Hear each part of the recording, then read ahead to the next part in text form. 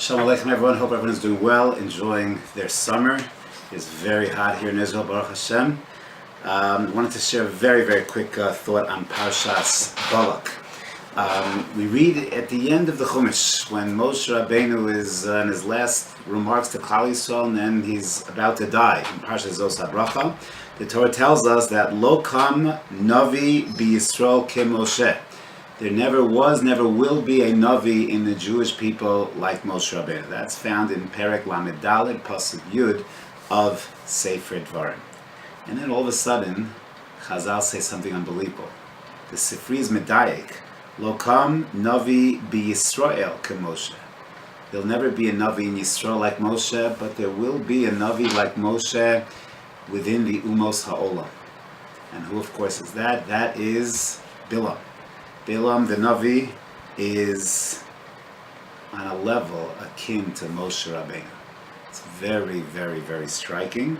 In fact, the Gemara Maseches Brachos, Tav Zayin, tells us that there was a moment, an Idan Rischa, a moment of anger that Hashem has every single day. No one knew what this moment was, but Bilam did know. He had the insight, the divine insight and inspiration, understanding, the prophecy, to know that moment every day that Hashem is at his most angry, and therefore the world is at its greatest risk. So here you have Bilam is on a very high level. Yet we find that Bilam does the most strangest of things, that his donkey, his chamor, starts to speak to him.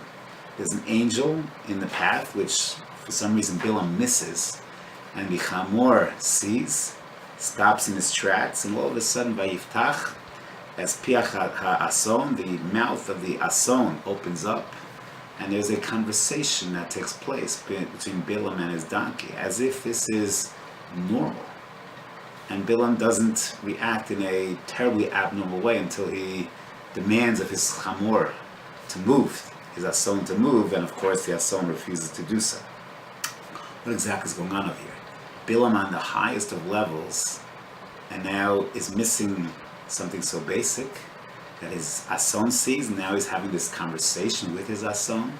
So Rav Shimon Schwab explains in a very sharp insight that the nature of people, that high level, low level, the nature of human beings, and perhaps this is one of the aspects of godless emotion contrast to Bilam, is we easily become desensitized to things that are happening around us.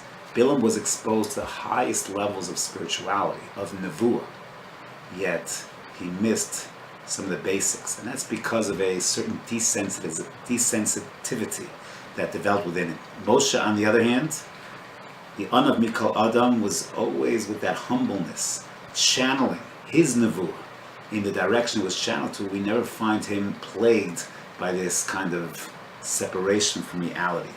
The way Hashem made human beings as a matter of teva is the more we get accustomed to something, the more we eat spicy foods, the more we can handle spicy foods. The more we're used to listening to loud music, so all of a sudden we need to raise the volume a bit more. I like to tell over a mashal.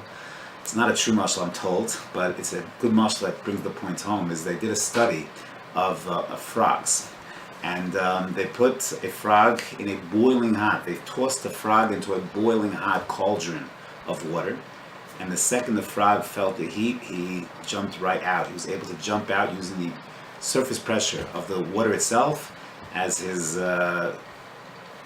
jumping point, and was able to jump out of the water immediately. Took the same frog or similar frogs, put it in the pot of water that was of a regular temperature, room temperature, and very gradually, very slowly, they started to up the heat. Very gradually, very slowly, got warmer, and this frog was swimming around, having a good time. A little warmer, more the same, started getting more listless, as the heat raised, more listless, and eventually the frog perished. And the mashal is a very good mashal, because we live in this world, and sometimes we get used to seeing gorgeous sunsets. We're used to seeing beautiful views, and all of a sudden, we get used to it. We don't appreciate the amazing things that are around us. We get used to the spicy foods, we get used to the loud music, we get used to the miracles that are around us all the time. The fact that our bodies work, the fact that new babies are born, the fact that we see these things all the time, so all of a sudden we become desensitized. That was Bilam. Bilam lost his sensitivity. He was very spiritually high, but he lost that sensitivity, and therefore he became distracted, but couldn't see anymore because it was too common. He was on too high level, too full of himself perhaps, and therefore his ason, his donkey, was able to see something that even he couldn't see.